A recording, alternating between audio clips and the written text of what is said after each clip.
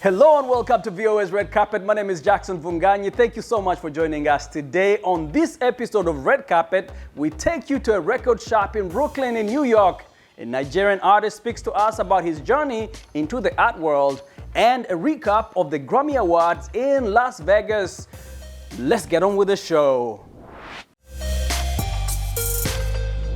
And let's begin the show in Las Vegas, where the biggest names in music came together for music's biggest event, the Grammy Awards. Here are some of the most significant wins from the event, including 2 from Africa.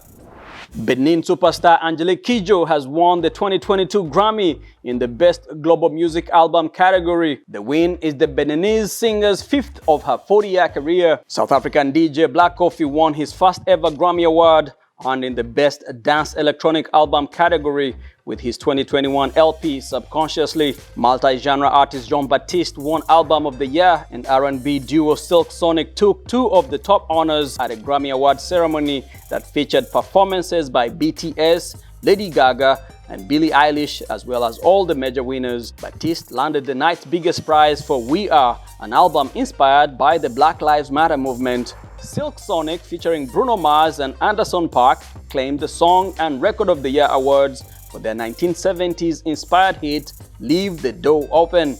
Olivia Rodrigo, the 19-year-old singer of the heartbreak ballad Driver's License, was crowned Best New Artist. The highest honors in music were postponed from January during a spike in COVID-19 cases and moved from Los Angeles to the MGM Grand Garden Arena in Las Vegas.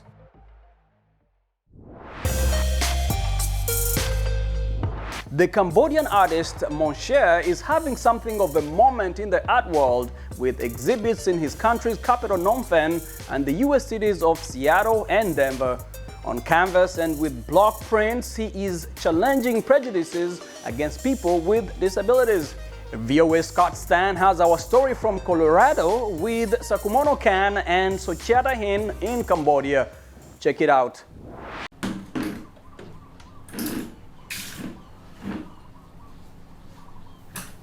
At home in his Siem Reap studio, Morn Chia paints in the mornings before inking lino-cut blocks with his wife Poon Tu to make individual black and white prints. My talent in art, as I remember, began when I was a young boy drawing in the soil. I didn't dream of being an artist when I grew up, but after the accident, when I became disabled, I started to learn art skills from a local NGO, Epic Art. 12 years ago, Morn Chia was burned in an electrical accident on a building site, leading to the amputation of both his arms below the elbow. When I was in the village, I thought I was alone. I saw some people were struggling more than me. That made me want to live my life and work hard. 4 years ago, Morn Chia met Seattle artist Lauren Ida, who was working in Cambodia and opened her studio to local artists. At first, he was just drawing. He drew the first block and then I chiseled it. And then the second time he said, "Oh, I think I can do that. Let me try." So we weighted it down with something heavy on the end, so he had something to push against. And now he's very prolific. So he's creating larger blocks, very highly detailed blocks. He's painting a lot more with acrylic on canvases. The painting that shows me with the butterfly wings illustrates the turning point in my life. From a rural boy in the rice field who didn't know the city and didn't know many people. Then, when I turned to art, my life changes. He often finds these very sweet metaphors that are from his own life and puts them into the artwork. Like this one is about the hangers. The idea is that they look flimsy, but they actually are really strong because they need to be strong to hold up the heavy, wet clothes. And that's a metaphor for himself because he looks disabled, but he doesn't feel disabled, and he's a lot stronger than he looks. After the accident, his uncle gave him a job raising ducks, an experience reflected in sometimes happy, sometimes difficult, on display at the Denver show, curated by Shanna Shelby. It was hot, difficult work, but he was grateful for the job. And so just the sentiment that sometimes happy, sometimes difficult, I think resonates with so many different people. The disenfranchisement of people with disabilities is reflected in wishing for inclusion. and he reflects a chaotic calm in Tangled. I love that the fish is in a big, huge mess, but still is beautiful. And so, I kind of relate to that in our world that is a big mess, but still we have this beautiful fish. It's simple, but it's touching. It's really lovely. Morn Chia says his art and his accident are inseparable parts of his story. I changed the mindset of people who used to think that with a disability I could not do anything besides being a beggar or fed by others. Morn Chia is part of the Open Studio Cambodia collective that provides marketing, supplies, and exhibition opportunities in promotion of Cambodian contemporary art. With Sokum Mano Khan and Sochida Hian in Cambodia, Scott Stearns, VOA News, Denver. You're watching Red Carpet on the Voice of America. My name is Jackson Vunganyi. Now, it can be difficult for Africans to break into the art world, but thanks to social media platforms like Instagram, artists like Lagos-based Oyekale Segun are gaining recognition. Segun spoke to Red Carpet about some of the challenges he has faced in his career.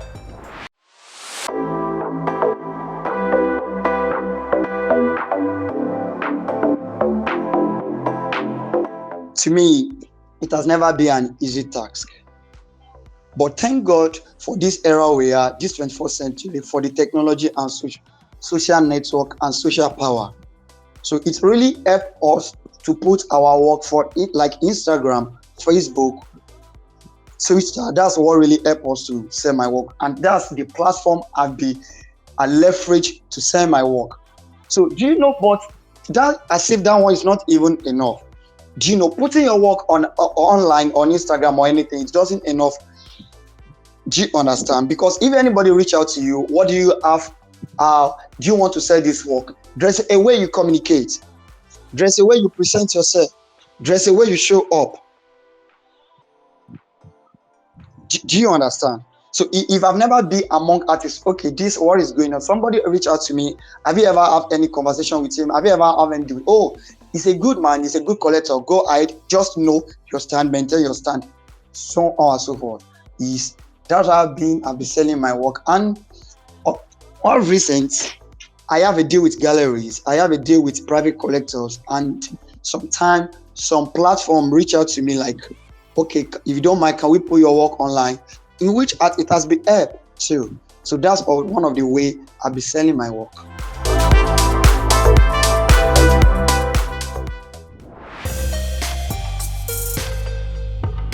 And let's head over to the Red Hook neighborhood of Brooklyn, New York, where actor and music collector Benny Cooper Smith runs a record store simply known as the Record Shop. He says that the shop also acts as a community center where people come to buy records, listen to live music, and record in their basement studio. Check it out.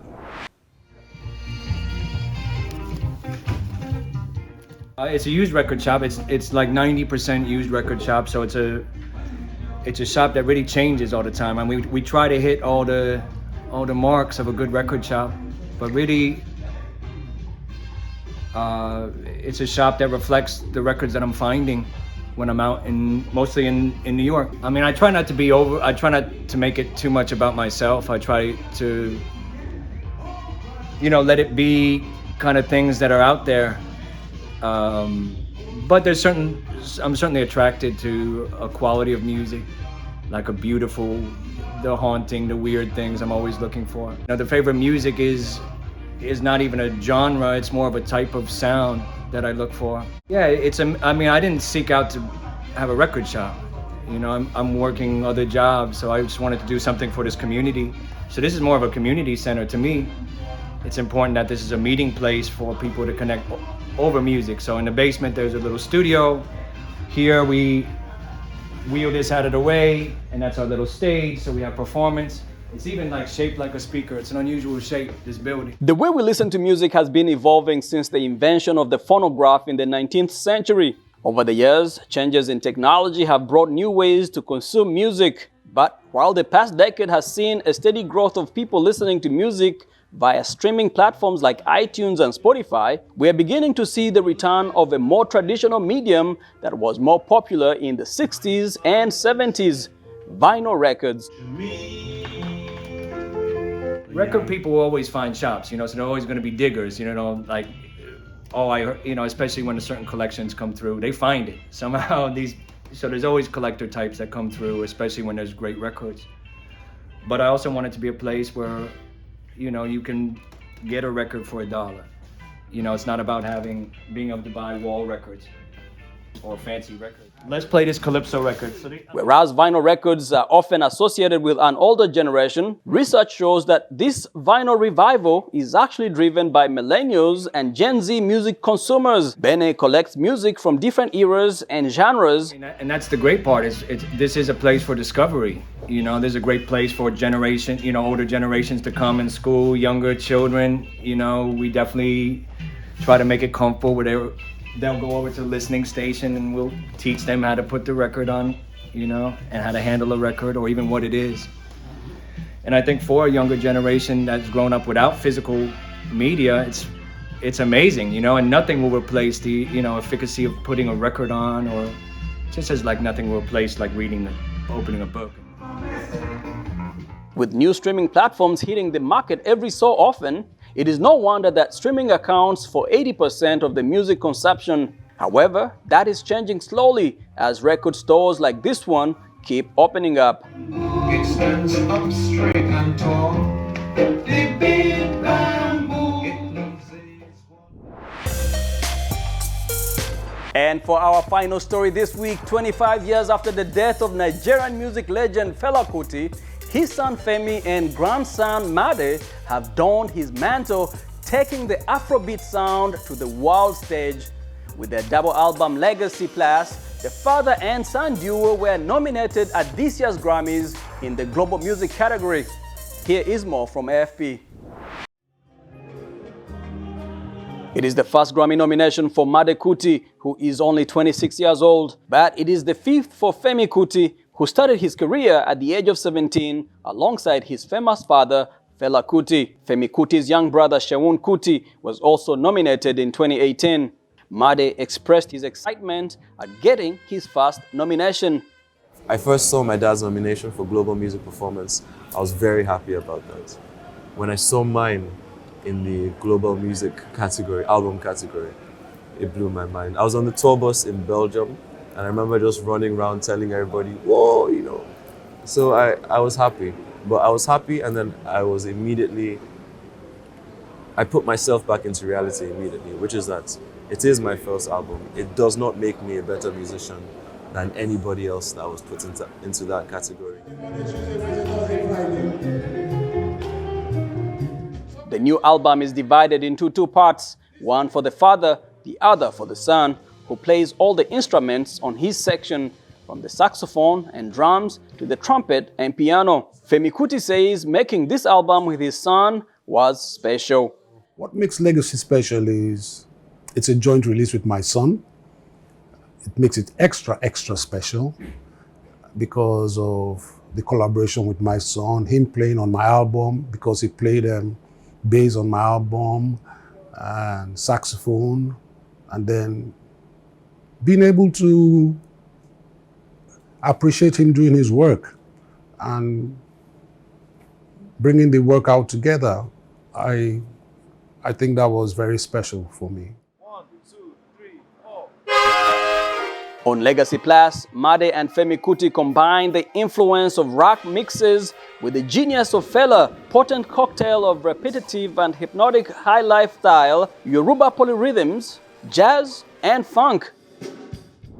And with that, we come to the end of our show today. Thank you so much for hanging out with me. My name is Jackson Bunganyi. For more entertainment news, remember to check us out at voanews.com. We are also on all social media platforms. We are on Facebook, on Instagram, and on YouTube, where you can watch our videos. Remember to like, share, and subscribe. Until next time, goodbye, everyone.